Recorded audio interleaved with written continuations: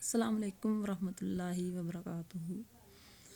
حضرت موسیٰ علیہ السلام نے ایک دفعہ اللہ تعالیٰ سے پوچھا کہ جنت میں میرے ساتھ کون ہوگا؟ ارشاد ہوا فلاں قصاب ہوگا۔ آپ کچھ حیران ہوئے اور اس قصاب کی تلاش میں چل پڑے۔ وہاں دیکھا تو ایک قصاب اپنی دکان میں گوشت بیچنے میں مصروف تھا۔ اپنا کاروبار ختم کر کے اس نے گوشت کا ایک ٹکڑا کپڑے میں لپیٹا اور گھر کی طرف روانہ ہو گیا۔ حضرت موسیٰ علیہ السلام نے اس قصائی کے گھر کے بارے میں مزید کچھ جاننے کے لیے بطور مہمان گھر چلنے کی اجازت چاہی۔ گھر پہنچ کر قصائی نے گوشت کو پکایا، پھر روٹی پکا کر اس کے ٹکڑے شوربے میں نرم کیے اور دوسرے کمرے میں چلا گیا، جہاں ایک نہایت کمزور بڑھیا پلنگ پر لیٹی ہوئی تھی۔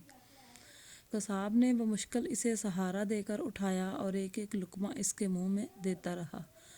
جب اس نے کھانا تمام کیا تو بڑھیا کا منہ صاف کیا۔ بڑھیا نے قصاب کے کان میں کچھ کہا جسے سن کر قصائی مسکرایا اور بڑھیا کو واپس لٹا کر باہر آ گیا۔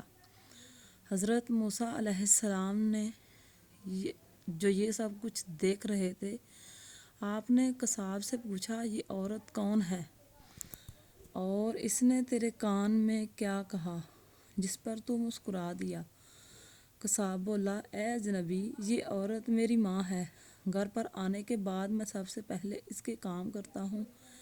یہ روز خوش ہو کر مجھے دعا دیتی ہے کہ اللہ تجھے جنت میں حضرت موسیٰ علیہ السلام کے ساتھ رکھے، جس پر میں مسکرا دیتا ہوں کہ بھلا میں کہاں اور موسیٰ کلیم اللہ کہاں۔